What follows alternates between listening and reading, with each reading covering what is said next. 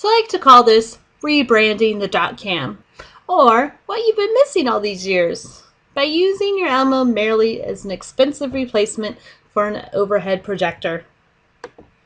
Here's the context. So I approached this task with my teachers in district in mind.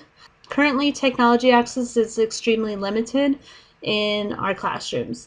So I almost envision this as a professional development provided to teachers on how to leverage the DocCam in their classrooms to impact even more students given our local context. So let me summarize for a sec what we do have and what some of our challenges are. Most of our classrooms have an Elmo model document camera. Those dot cams are connected to a projector, and in some cases they're also connected to a computer. There's typically 1 to 3 desktop computers available for student use in classroom, although this varies widely amongst schools and grade levels. Most of our K-8 schools are equipped with 2 computer labs for about 800 students, although we have 2 of our schools, one's a K-8, one's a K-6, with only a single lab. Here's what we don't have yet. There isn't wireless. There's no Google Apps. Many sites are blocked for teachers and students due to restrictive filters. There are no student devices besides a single one-to-one third grade classroom with Android tablets, and we have some laptop carts available in the middle school to support our STEM electives. And we've only had the Elmos for maybe 5 years, and there was never any training, as I recall, on usage. So they have been tremendously underutilized in our classrooms.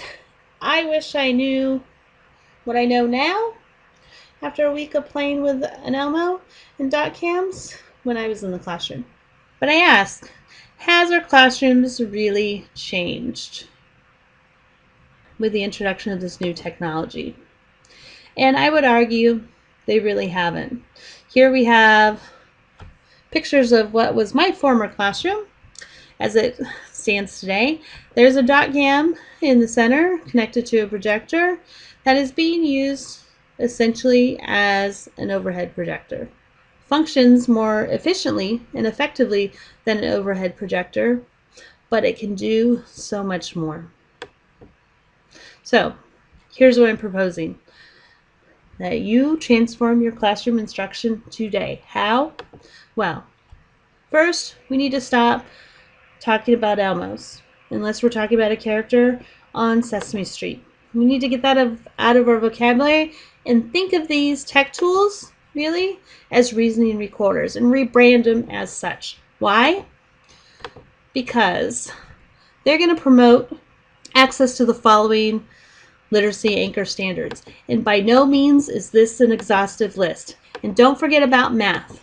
We have the standards and mathematical practices that can also be supported by a reasoning recorder. And not to forget NGSS and our science and engineering practices either. And every subject area can be improved through the use of a reasoning recorder. What do you need? Elmo? Check. You need a monitor, flash drive or SD card, headphone with microphones. Most of these items are already inside your classrooms.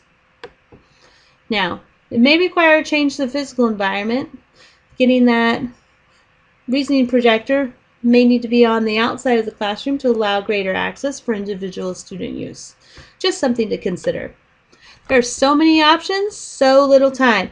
Bet you didn't even know what these other buttons did on your device. You will today. Here's option 1. Students capture a completed process using the image capture button circled there. Could be annotated text, could be a completed math problem, a visual representation of a concept, or anything else you really can think of. That image can be posted within a Schoology discussion group. Then the student can describe the process and learning of what that image represents, and then other students can provide comments, and you can create an ongoing discussion about student learning. Here's option 2. Rather than just one image, students can capture the steps of a particular process, whether this is a math problem, a science experiment, perhaps they're editing work, or who knows.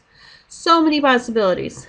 Students can use these image then to create a how-to tutorial for their peers using Office 2013 products that are readily available and accessible currently by students. They can just add some written commentary to accompany their images, describing a step-by-step process.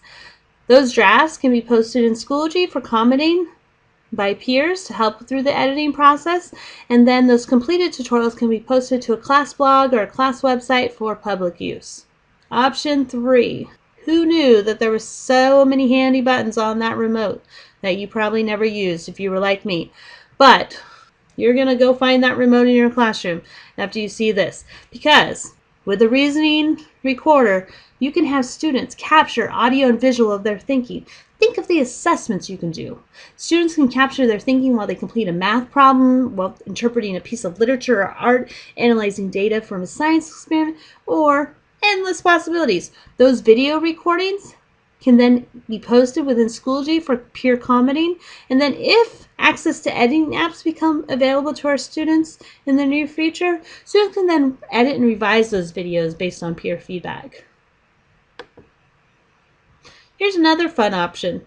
Create a modern-day telephone. Remember that game where you whispered a word or a phrase to somebody and then it went down the line, and by the end it had transformed into something completely different?